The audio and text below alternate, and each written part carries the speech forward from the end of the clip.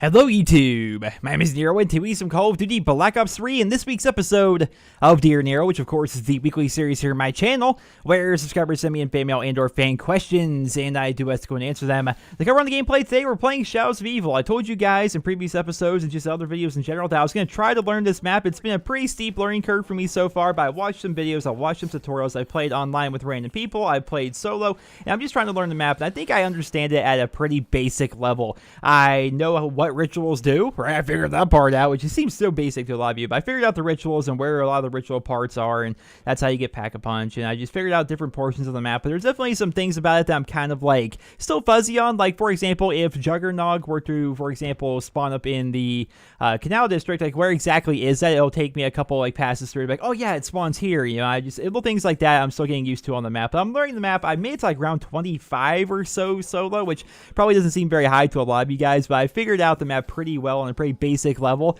and I'm looking forward to learning more. I want to play this map with friends, or I want to play this map with a party, because so far I've played it online with random people, which is what we're doing here in this video, and I've played it solo, and I definitely like playing with other people, but a lot of the time when you're playing with random people, they're just not very good, and they're all running off doing their own thing, going down a lot, so on and so forth. So I think it'd be fun to actually be able to play with a group of friends, like we're all communicating together and stuff like that. I think it'd be fun.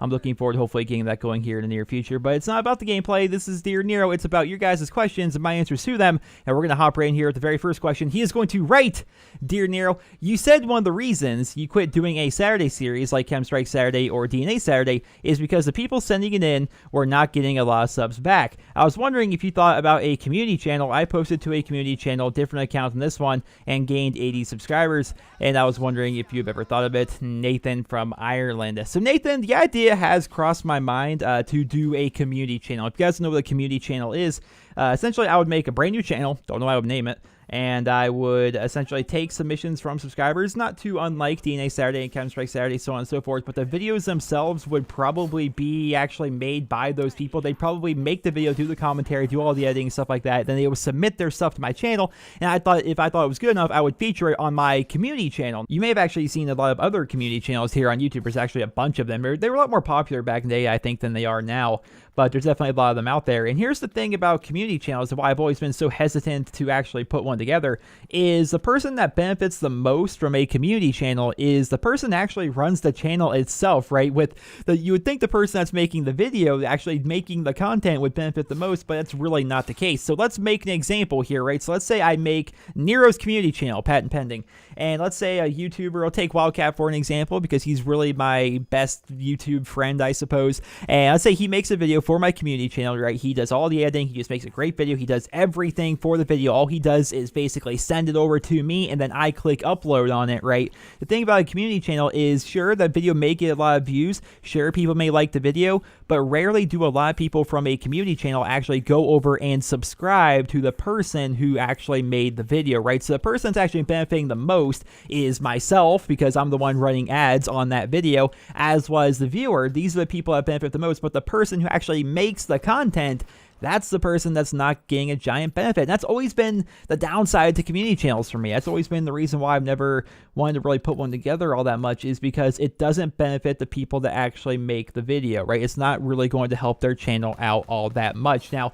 like you mentioned in your question here, Nathan from Ireland, you got 80 subscribers from a community channel. That's nice. That's great when you're first starting your channel, but in the grand scheme of things, 80 subscribers, right? 80 subscribers was something that probably should get you a lot more if it was a really good video, right? So if I want to make a community channel, I would like to do it somehow. I don't know if there is even a way to do this. I would like to make it so everybody benefits. I'd like to make it so I benefit. I want to make it so the viewers benefit by getting a bunch of awesome videos in a nice place, a nice channel for them to watch a lot of great content. While at the same time, I want a way to be able to actually help out the people that are actually making the videos themselves, right? That would be pretty nice as well. So I don't know how you would go about that without paying each individual person who submits their stuff for your channel. And even then, that becomes an entire ordeal.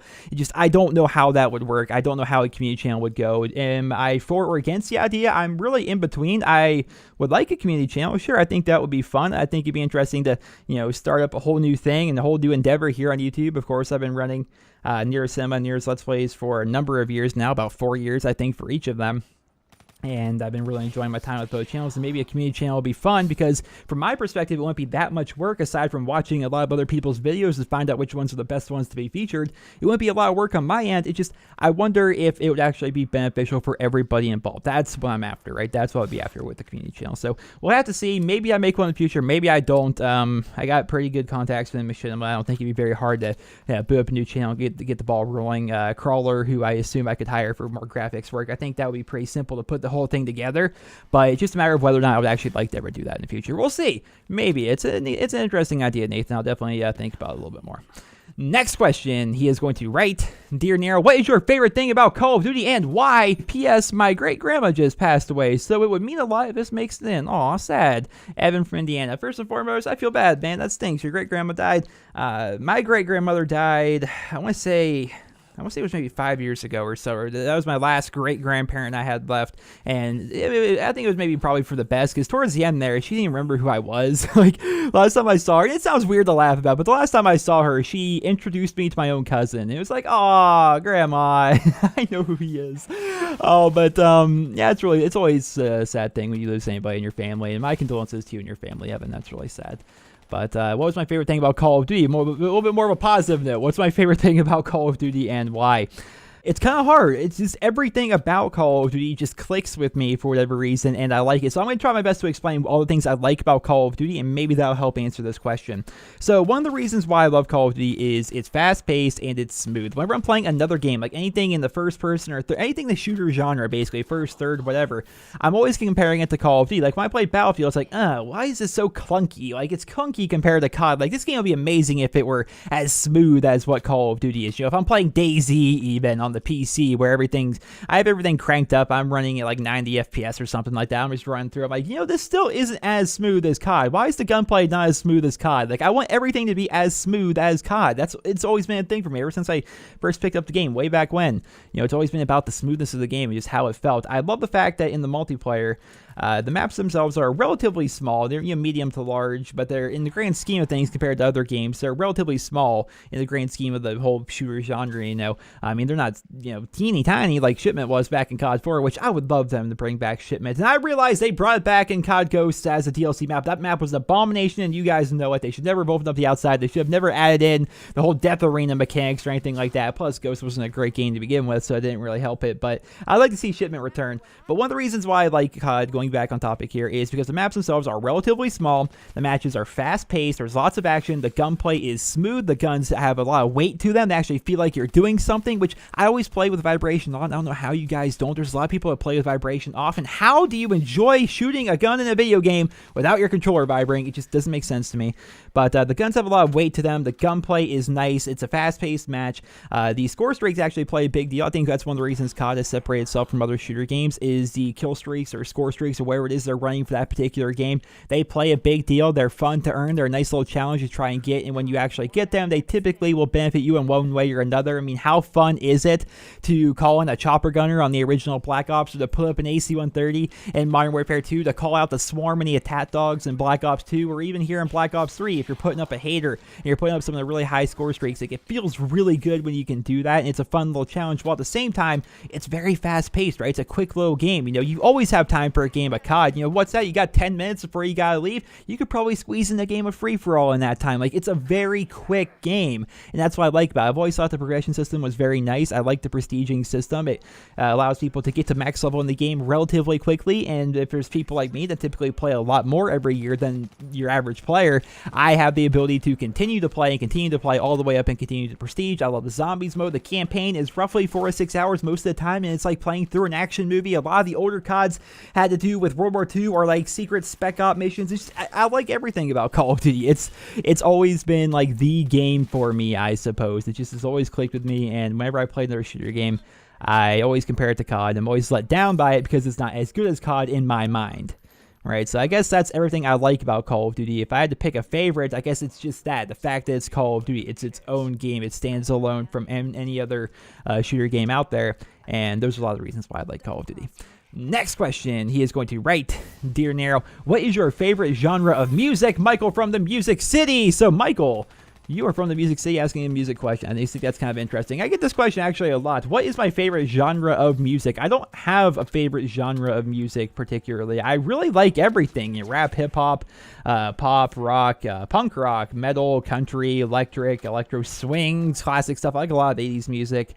Even music before that, 70s music, 60s music. I just like music. If it sounds good, then I like it, which is weird. Everything's so subjective when it comes to music, right? If you, one person likes one thing, other people like the other. They say they hate this, they hate that, or whatever. But if it just sounds good to me, I like it. I don't have a particular brand or genre of music that I'm particularly interested in. I know there's some people that are really into the idea of punk rock or just rock, or maybe there's people that only like hip hop and rap, like my friend Tyler's that way. He doesn't really listen to anything that isn't hip-hop or rap and stuff like that. It just teach his own, I suppose, but I just really like anything. I don't really listen to a ton of music as compared to some other people, but really anything is good for me. I've actually recently, if you want an example, I recently rediscovered Lucero, who is a really interesting band. You may have actually heard of them, Michael, from Music City. I think they're out of Memphis, and what they do basically is kind of like a punk rock / country. It's really weird. They have a really unique sound, but again, it's that thing where if it sounds good, there's something about the way that they make their music that is enjoyable for me to listen to, then I like them. I like that style of music. And again, it's like punk rock and country. It's really odd, right? So I've been recently, over the past week or so, I rediscovered them. I've been listening to them a bit. If you want an example of like where to start with them, I would recommend the Tennessee album. And yeah, it'd be a good place to start, I suppose. But that's just the band I've been listening to over the course of the past week or so. And that's the thing about music, man. Just I'm constantly switching between different genres, different bands, different styles of music. And that's the fun thing about music, I suppose, is that there's so many different sounds out there, and it's all about trying to discover the stuff that clicks with you. And yeah, so just for me, some weeks I'm listening to pop, some weeks I'm listening to nothing but like classic 80s stuff, and other weeks I'm listening to freaking country punk rock for whatever reason. It's all about taste, I suppose.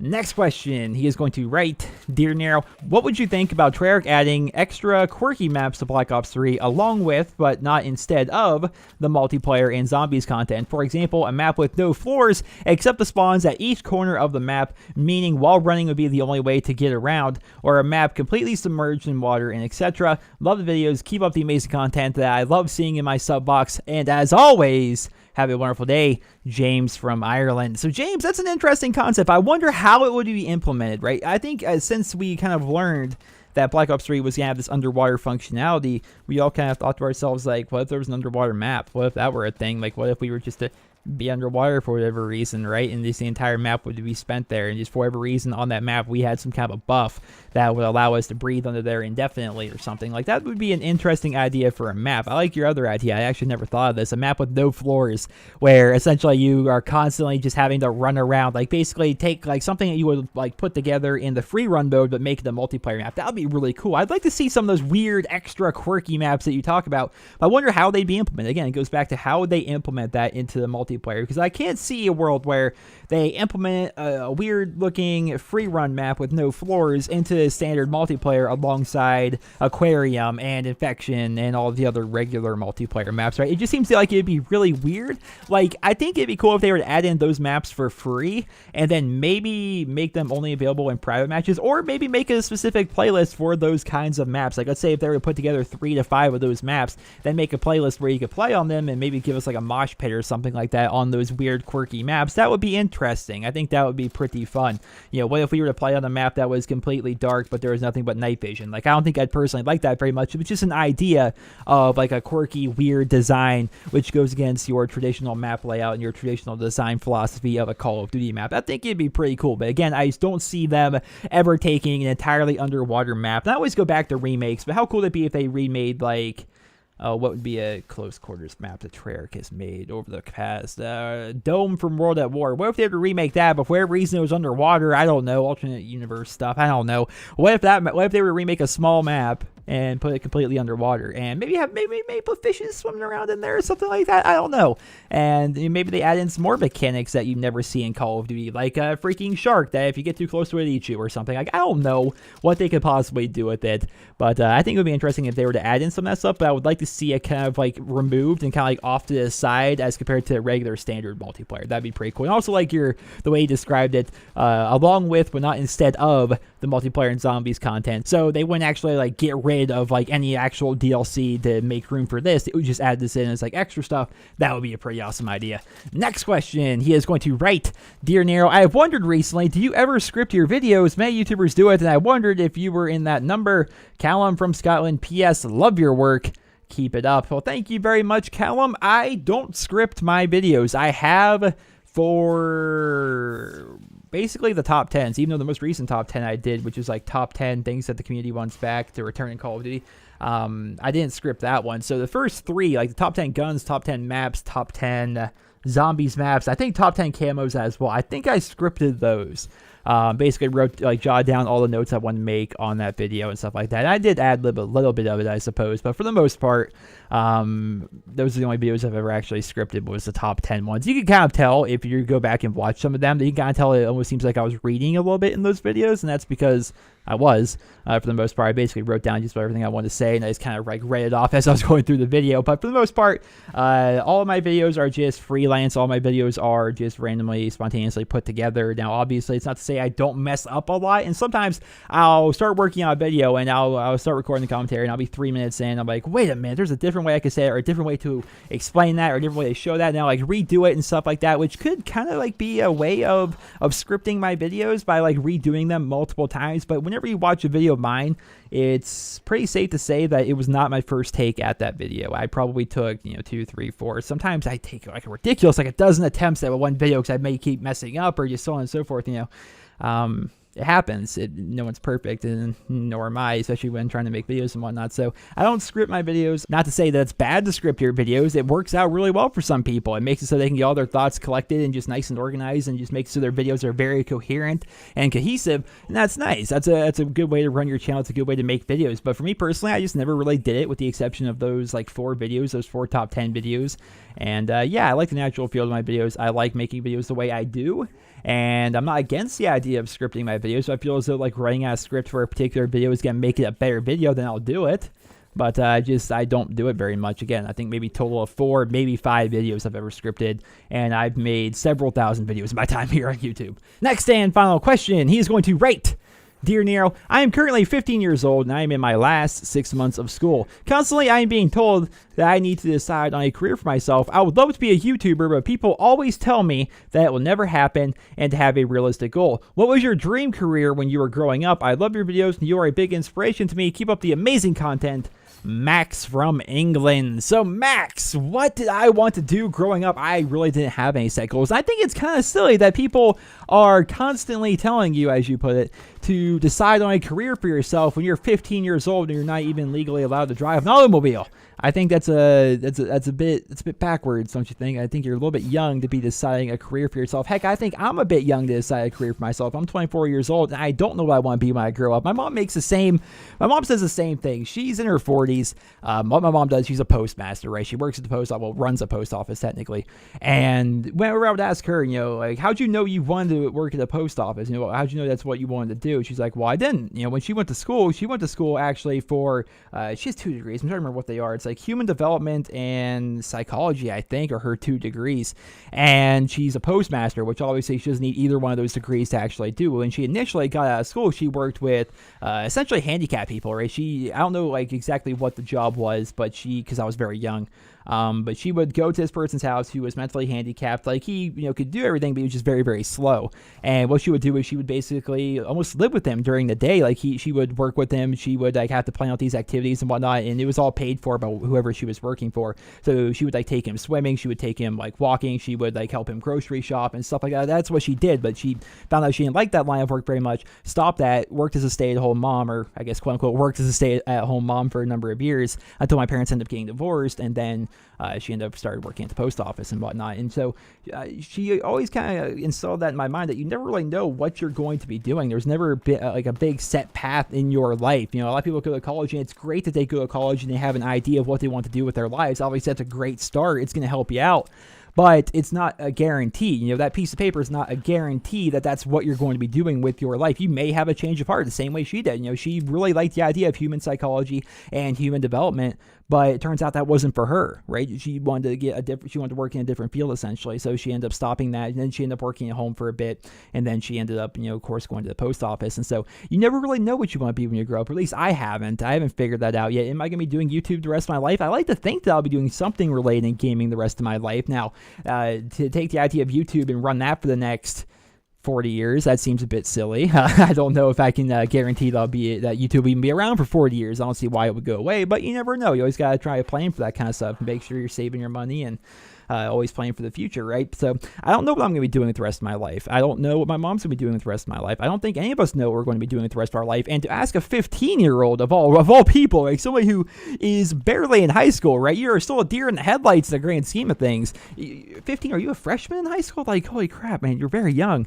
So to ask you what you're going to be doing with your life seems a bit silly. Now, it's not to say you should not think about your future whatsoever. You should think about your future for sure and try to get an idea, like a general thought of what you want to do. Are you interested in cars? Do you like working on cars? Do you like automotive stuff or just stuff like that? Like around here, we have something called VOTech, vocational technology. And essentially what that is you can sign up for it at school. And so for like the first 5 or 6 periods of the day, you're shipped off to this other school, and then while you're there, you're working on whatever it is you want to work on, whether it be computer science or wherever, like automobiles or whatever it is you're interested in, right? Vocational stuff. You can go there and work on that stuff, and that can help you land a job in that particular field once you're out of school. That's what a lot of people did. I wasn't personally very interested in that, so I just went the standard route. I always actually had the idea that I was going to go to college all throughout school, and so I just took like your standard curriculum and whatnot. But there are those options there. If you're somebody who's interested in that kind of stuff and you have a VOTech equivalent at your school, look into that. Maybe that'll be something you're interested in. Maybe take it for a little bit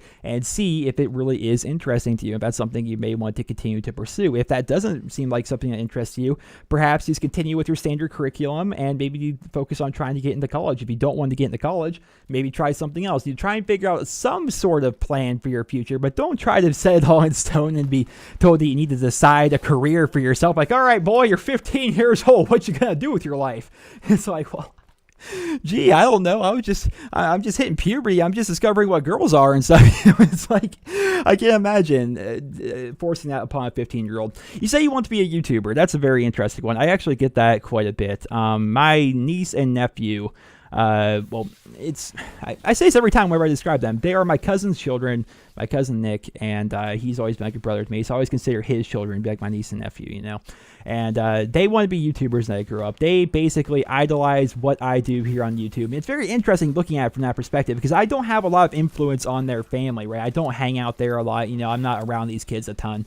But they watch YouTube more than they watch television. That's like the thing now. Like kids growing up, and I'm sure there's some adults out there watching this video right now because I know my demographic. I know I actually have a lot of older people watching me. I'm sure some of your children watch YouTube. Primarily Minecraft has been my experience. Like they watch Minecraft. Some of my friends' children, they watch Minecraft. Like that's what they do. Like they don't watch Nickelodeon or Disney Channel growing up like what I did. They're watching like what is the name? Stampy Longhead, something like that. Like the very popular Minecraft YouTuber who is he basically makes content for children essentially. And that's not a dig at, like literally that's what he does. It's made for children. It's basically a kid show, but it's Minecraft on YouTube and it's wildly successful. There's a lot of people that do that. So, and kids growing up, like they want to be YouTubers. It's really odd. We actually have a generation of children who are looking at YouTube and this entire online thing that we have randomly stumbled upon over the past couple of years as a legitimate career. They're looking at it as something that they may want to do with the rest of their lives, which is scary, I suppose, to some extent, because we don't know where this is going to go. That's one thing about me as a YouTuber. I don't know what's going to be happening with my career in the future. I don't know what's going to be going on with that. It's all just really up in the air. I don't know if I'll be here in 2 years. I hope I will be, but you never really know. You always got to kind of plan for the future. And so it's odd to see people want to become YouTubers when they grow up, and it's definitely a hard thing. It's not like a standard job. It's It's like working for Avon or something. You know, it's about working commission, right? You get paid off of the amount of views that you get. You can't guarantee that the videos you make are going to be successful. That's the thing about it. You can't guarantee. It's not like you're getting a job at, you know, a grocery store where you're guaranteed, you know, X amount of money per month. You know, it's not like that. When you're a YouTuber, you're working on commission. You get paid based upon the amount of views that you can put out for that month. And so you have to make videos. You have to make the best videos you can. You have to try and grow your audience and so on and so forth. And it's difficult. And so to say that, like, that's what you're going to do, you're going to be a person who's going to be successful in the eyes of thousands of people, that's kind of difficult. It's kind of a hard thing to sell on. So if you want to try being a YouTuber, you're 15, you can give it a go. You can try it. Make a YouTube channel, right? I have a video. If you type in like how to start your YouTube gaming channel, I think I'm probably the top search result. I made a video talking about all the equipment you need and how to get going. And you can try making your own YouTube channel. Make a go at it. But here's the thing. This is advice I always give to everybody who wants to start a YouTube channel. Don't open a channel with the idea that you're going to be making money from it. Don't open a YouTube channel with the idea that this is going to be your career for the rest of your life, because you don't know that's going to happen, right? Again, it's all commission. A lot of it's luck based, even trying to get showing up high in the search results and just being in related videos of other videos and whatnot. It's hard to get a lot of people to watch your videos to the point where you can actually earn a decent living off of it. It's difficult to do that. So don't go into it expecting that to happen. Go in there, make some videos, have some fun with it. It should be fun for you, right? Have some fun with it. Make the videos that you like to watch, make videos that you're proud of, and continue to work at it. And maybe you'll find yourself in a position where maybe you can start making a career on YouTube or make a living off of YouTube if your channel grows enough. But again, don't go into it thinking that's going to happen, right? If you're still in school, stay in school. If you already have a job, keep that job and do YouTube on the side, right? You don't need to quit your job, make a full run at YouTube when you have 10 subscribers. It's not going to work out for you, man. So continue on with your normal life. And if you want the YouTube on the side as a hobby, as an extension of your gaming passion, then do it that way. But don't go into it thinking that it's going to be like your end-all career. It's going to be your plan for the next 40 years. That's probably not going to be the case. You don't know what the future is going to hold. Ladies and gentlemen, that's always been my advice for people that maybe want to start a YouTube channel, and that's the advice I'm going to give you, Max. And just try and relax, man. You're 15 years old. I can't imagine trying to figure out your life at 15. You're trying to figure